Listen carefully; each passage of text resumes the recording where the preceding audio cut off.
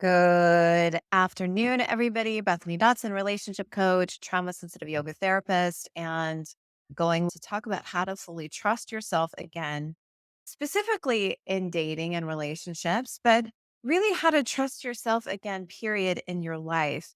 And this is for you if you're a high achieving woman, you are educated, you're smart, you're driven, you probably work really hard in your career. And on the outside, to people around you, you seem like you have your shit together. But behind closed doors, when it comes to your pattern in relationships, you tend to fall for underachieving partners. You tend to get into relationships that you can sense that there are red flags early on, but you buy into the fantasy or the potential of what you want the relationship to be versus what's actually going on in front of you. And after talking with hundreds of women and working with many women over the years, the concept of how do I trust myself again? I don't trust anybody. I don't trust myself. I've got massive trust issues is something that I see a lot. And I've talked about this before, but it's obviously worth repeating because it's critically important. And the first thing that I want to say, just to get this out of the way, and this might ruffle your tail feathers a little bit, is that it's really never a matter of trusting yourself. It's a matter of learning to be honest with yourself. I'll say that again. It's never a matter of learning to trust yourself again. It's a matter of being honest, brutally honest with yourself. Okay. And what do I mean by that? So, whenever I talk to women, and I've done this myself, so there's no shame here. Whenever I talk to women, whenever I work with clients, 9 times out of 10, they knew something felt off or didn't seem right or subtly sensed like something just didn't add up or it didn't click or there was like something I'm really not sure about this person. Something struck them early on with their previous partner, their ex. But instead of listening to that guidance, they felt that guidance. They felt it in their body. They felt it in their gut. They felt it in their heart. They felt it in their throat. They felt it in their jaw. They felt it in their body somewhere. But instead of trusting that feeling and then acting on it and being honest with herself and being honest with that feeling, they chose to override it. There's a relationship expert and a coach on YouTube called Stefan Speaks. And he says famously that women don't get played, they play themselves. And it's often because they override that red flag, those warning signs that they sense, they override their intuition. So when it comes to trusting yourself, I'll get to how to do that in a minute. But I want to be really clear that the more honest you are with yourself, the more brutally honest you are with yourself. And then you actually act on that and you take inspired action on that, which will feel uncomfortable and challenge your comfort zone and stretch you emotionally and stretch you psychologically, stretch how you're going to show up in your life. That is ultimately what builds trust. But I want to talk about why it's so hard to do that when you've had emotional abuse in your relationships, when you've had codependent relationships where you repeat the same pattern again and again. So, when you have trauma, your brain gets wired differently. And when your brain gets wired differently, you tend to live up in your head more. And you tend to be also very perceptive, meaning you can sense subtle nuanced changes in somebody's demeanor. You pick up on things that's subtle things in someone's behavior that other people might miss or overlook because people who often have trauma in their background have a wider battery on how they are perceiving the world. They tend to have a wider emotional battery. They feel things more deeply, they sense things. They often call themselves empaths because they can feel other people's feelings very strongly. But when you have trauma, it causes a part of your brain that's responsible for tuning in to your intuition, that thing that you feel in your body, and acting on that. It causes that part of your brain to become less active. And the part of your brain that's responsible for perceiving threats, for defending yourself against threats, for making sure that you feel safe, that part of your brain becomes overactive. So, how this might show up in your relationships, one common thing that I work with clients is people pleasing. And people pleasing is actually a trauma response. It's a way of trying to create safety and get your needs met in a relationship where it feels a little unsafe, where you feel a little, oh, I don't. And oftentimes that's also driven by an unconscious fear of abandonment or rejection and a deep need to feel accepted and a deep need to feel belonging. And all of that is unconscious programming running in the background. A common theme that I see in clients and women that I speak to that causes them to not trust themselves is that they will people please to maintain an unsafe relationship. They will hear or feel the calling on their heart, but because they have this unhealed trauma programming going on, their brain is wired in a way to be more focused on managing the threat or the perceived threat out here and handling that situation. And the part of her brain that's responsible for tuning in and going, oh, yeah, let me listen to this, let me act on that becomes less active. And the other very interesting thing is that the part of the brain also responsible for your speech. So a lot of women who have a hard time setting boundaries and who wind up people pleasing, they have a hard time actually voicing what they want to say, communicating what they want to say, because they have a lot of rules that they've created over their life that they don't want to make somebody feel bad. They don't want to rock the boat. They don't want to create more unsafety in that scenario. And they're trying to create safety and trying to get their needs met by acquiescing their needs and putting the other person's needs ahead of their own. But when that happens, the area of the brain responsible for communicating and actually using your voice is also underactive. So you've got a part of your brain that's responsible for fight or flight. Let me manage threats, real or perceived threats in my environment, hypervigilance.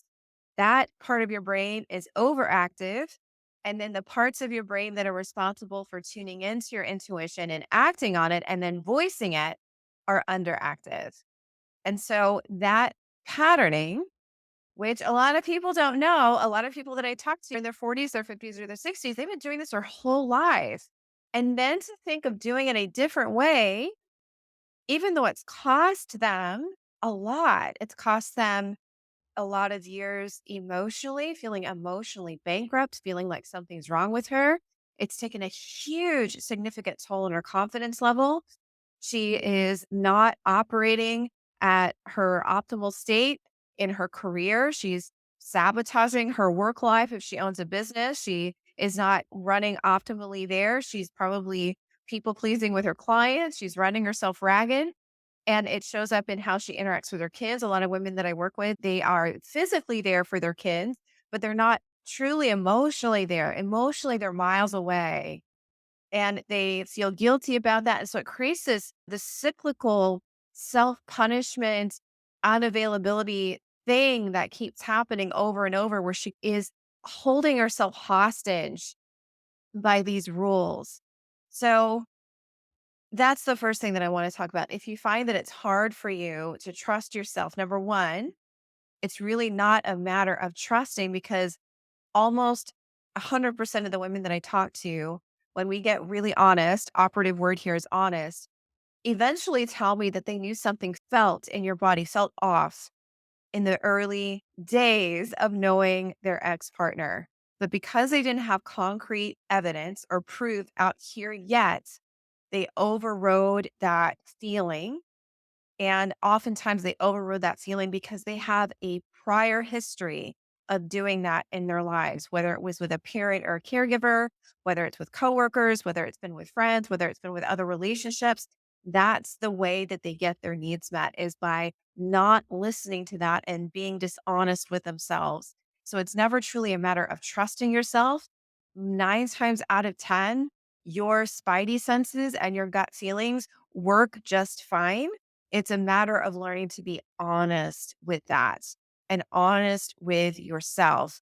And the cycle that happens here is that the more you override your intuition, the more you get further along into these types of relationships, it causes you to doubt yourself even more because when you doubt yourself and you're not honest with yourself up front in the early days of that relationship, you are almost always going to find yourself on the opposite end of somebody who is not honest with you, who causes you to doubt yourself through psychological manipulation, through gaslighting, through making everything your fault. It causes you to cling a little harder because these relationships are up and down. That pattern of intermittent reinforcement is the same behavior mechanism that keeps alcoholics hooked, that keeps drug addicts hooked. You go up, you go down, you go up, you go down. And the reason why that's hard to break out of is again due to trauma programming, the way that your brain gets wired after you go through those experiences. Not only the way that your brain gets wired, but the way that your body gets programmed, right? We get it feels, for a lot of the women that I work with, it feels like a really tall order for them to set a boundary and speak up the moment that something doesn't feel right for them because they've never done that before. And a lot of the people that I work with are well into their 40s or 50s or their 60s. And that feels really terrifying. But in order to trust yourself, that's ultimately what needs to happen. And beyond your love life, trusting yourself bleeds over into trusting your capabilities, what's possible for you. A lot of the women that I work with initially come to me and they don't believe that a healthy relationship is possible for them. They don't believe that they could make X amount of dollars every year without working 80-hour work weeks or without sacrificing themselves. They don't believe they could have a better relationship with their kids because of all the history that's gone on. And so if you continue to doubt yourself, it's really not what's happening on the outside, it's what's happening on the inside. If you continue to doubt yourself, you ultimately unconsciously continue to put yourself in scenarios, whether it's work, whether it's with men or partners in your life, where you create more self doubt. And the longer you go into your life, not trusting yourself and not even, but being dishonest with yourself, most of the time people feel something happening in their body when a scenario doesn't feel right. But the more you override that and the more you ignore that feeling, the more that muscle inside atrophies and that skill set gets weaker and weaker. And a lot of women, unfortunately, decide that relationships are just too much work. Relationships are too big of a hassle. That's too big of a risk to do that again. And it's a really understandable mindset to have, especially when she's never really had a fulfilling, but deciding that a relationship isn't for you, I wouldn't necessarily fault you for that, but that's part of that trauma programming. Let me keep myself safe. And really, the only way that you're going to ultimately trust yourself is by number one, healing your trauma properly and learning to reprogram your brain and your body out of that hypervigilant state, out of that what could go wrong state, out of constantly living out here and trying to control your environment. A lot of women that I work with are codependent, and codependency is really a control issue. They feel red flags, they sense warning signs with a partner. They override those. They get several months into that relationship. They get more emotionally involved and emotionally attached. A lot of the women also have anxious attachment styles, meaning they feel like they really need that person to show up in a specific way so that they can feel secure in that relationship.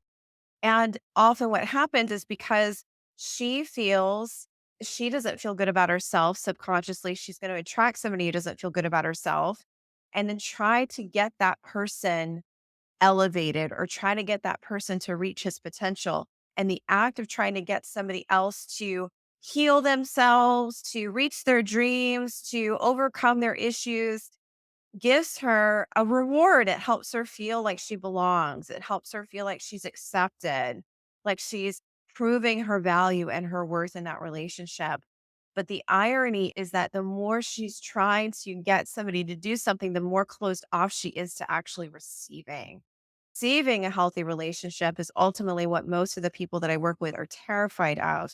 They're terrified of attracting another unhealthy partner because they've done it their whole lives, but that's really not the true fear. The real fear is actually letting all of the walls down that she's built up around her heart and actually letting somebody in.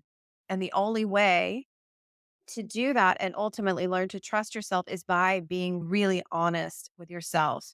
When I speak to women who tell me right up front that they'll never get into another relationship again, after we have a conversation, we dig a little deeper, that's all ultimately very often a protective barrier to keep her safe. She associates relationships with pain, with destruction. And Harville Hendricks, relationship expert, says it best that we are born in relationship, which is true.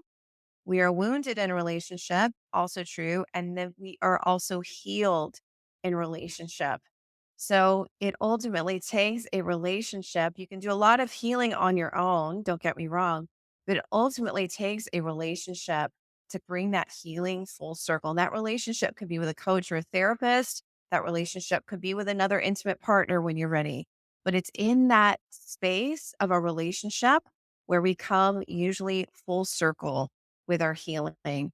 So, how do you be honest with yourself? How do you, first of all, you need to alleviate your trauma programming and using things like somatic therapy, mind body work, breath work, guided experiencing, which is one of the methods that we use here. Sometimes EMDR, it can be a helpful tool. So sometimes people use EMDR to overcome a specific scenario. Maybe they had a really bad fight with their partner. Maybe they had a domestic violence incident. EMDR is really good for those types of isolated incidents. When it comes to, I was in a marriage for 20 years and I was emotionally abused every single week for 20 years, EMDR, the results on how effective that is are not quite on par. It's the jury is out on that because over time, your brain tends to get murky on the details of a specific memory. And when you do EMDR, you call up a memory. It has to be a charged emotional event. Sometimes we suppress and repress emotions. So the level of charge that we have emotionally associated to that event. So the jury is out on how effective EMDR is for complex trauma, which is repeated incidents of emotional or psychological abuse inside of the container of a relationship. And I talked to a lot of women who've had EMDR and they still wake up anxious every day. They still don't trust themselves. They still go out and make the same unhealthy relationship choices. And I was honestly one of those people. I did EMDR to help me overcome some childhood trauma stuff and also to overcome some abuse that happened in a recent relationship and got out of that, still went out and made the same unhealthy choices. So it's really about properly rewiring your brain and your body out of that hypervigilant state, out of that anxious based template that you might be living in on a day to day basis, and helping you feel safe and vulnerable in relationship settings. And when you feel safe and vulnerable in relationship settings, then using the tools of communicating clearly and directly, learning how to remain emotionally present during triggering moments, learning how to communicate through conflict and remain emotionally present during those moments, setting boundaries and maintaining them effectively. A lot of women that I work with don't know how to set boundaries. They have a really hard time. They don't even really know what boundaries feel like, right? Or they have a rule that it feels wrong or they're being a bad person if they set boundaries. So, learning how to number one, heal your trauma and learning to heal your trauma is a daily thing. So, inside Break the Cycle, I give my clients a daily protocol of somatic work that they do every single day. Because if you have made it this far in your life, you need something every single day to start retraining yourself. This is not something that you go into a session for 45 minutes once a week, and then you go back out into your life and you make all the same choices that got you into your bad behavior. You have to use daily practice to retrain your brain and your nervous system. That's number one. And then number two, you have to get out of your comfort zone. So when you get out of your comfort zone, it's going to call upon you to show up differently. And a lot of women that I talk to have no problem getting out of their comfort zone. A lot of women that I talk to, they get out of a relationship, they do all of the right things, they take time off, they go on retreats, they get into therapy, they read a lot of books, they join a bunch of meetup groups, they join a bunch of running clubs, and then they get into relationship scenarios and they make the same choices. Because they haven't really changed their inner psychology yet. They haven't truly done the really deep work and done it on a consistent basis yet. And they haven't done that on the front end of their work on a consistent enough basis. They rush out and do everything and try to do all the right things that they're told that they need to do. But inside their psychology and their subconscious programming and their trauma is still going on in there. And that causes them to fall for the same type of person, repeat the same type of patterning. So, just to quickly recap how to trust yourself in love again, even if you've never had a healthy reciprocal relationship, even if you always wind up caretaking your partners, you get with underachieving people, you get with people who aren't quite on your level, that feels safe to you in some way. It's really not about trusting yourself. It's really learning to be honest with yourself. And this is hard to do when you have trauma in your relationships because trauma repatterns the way that your brain is wired and the way that you feel things in your body, meaning you tend to be more control oriented or hyper vigilant. You tend to be more concerned about what's going on out here and your environment and controlling those circumstances and mitigating the risk and handling real or perceived threats, which causes a lot of people to be more anxious and anxiety driven in their lives. And when you're anxiety driven, you're not able to really relax and tune into what feels right for you. So when you have that trauma program, you're going to be more focused out here externally. And the parts of your brain that are responsible for being focused internally and listening to your intuition are underdeveloped. And there's not a lot of operating going on in those centers of the brain. And the other part that gets underdeveloped is the part of the brain that's responsible for you communicating and speaking up. So when you have this trauma programming, you're more hypervigilant and you are less likely to tune in and listen to yourself. And then you're less likely, if you do listen to yourself, to speak up about it because your brain is literally wired to not do that. So you have to use a trauma method, some type of trauma informed work to do the deep repatterning, the rewiring of your brain and your nervous system to no longer live like that. And for a lot of people, that's a little uncomfortable because they've spent so many years, so many decades caretaking other people. When they're not caretaking other people, they're taking that anxiety based programming and then being chronically busy as a way to cope with all of that excess energy and that excess mind chatter. So you have to use a consistent, as in daily practice to rewire your brain and your nervous system out of that trauma programming and into more, I'm a whole and complete human being. And then it doesn't stop there. You have to challenge your comfort zone week to week and then use that skill set. How are you showing up? Are you showing up as a person who still people pleases? Or are you making empowering choices in these relationship events and these scenarios that are challenging your comfort zone?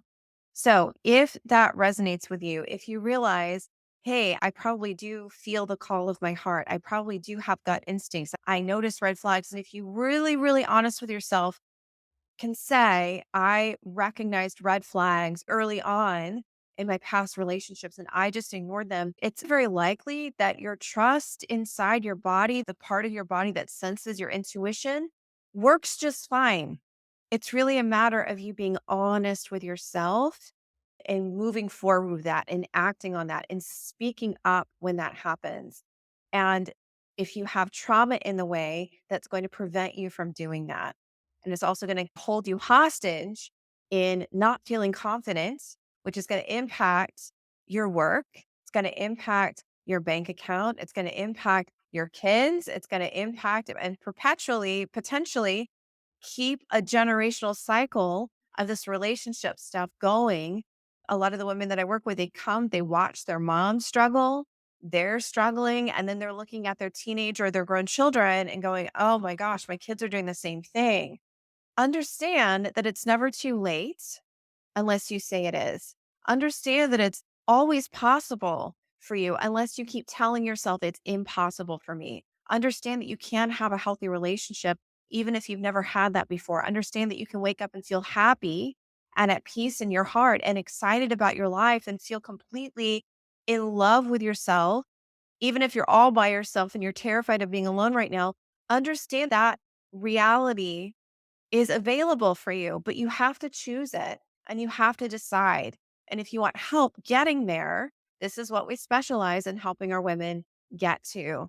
If you're single, you're done with an ex, you're not hoping it's going to work out. If you've had things like therapy in the past, if you're high achieving, you're career oriented, you work really hard, somebody passing you by on the street wouldn't suspect that you have a broken picker, you have a bad habit of choosing all the wrong men and getting into abusive relationships, go to bethanydotson.com/talk. We'll have a very honest conversation about what's really stuck and what's really in the way of you getting from point A to point B. We're going to talk about what you really want. Most people don't do that. We're going to talk about what you really want and get into crystal clear clarity on that, all the juicy details. And then we're going to talk about what specific steps, what specific mindset stuff, what specific psychology, what specifically needs to happen for you to get from point A to point B. And if we feel confident, we can help you get over that pattern, overcome the ways that you self sabotage yourself, overcome your codependency and your trauma, and ultimately feel confident every day, feel at home in your own body, feel at peace in your own body and in your own mind, and ultimately attract healthy relationships. And we'll show you how it's done. So once again, go to bethanydotson.com/talk. If you have questions for me, let me know and I will talk to you very soon. Take care.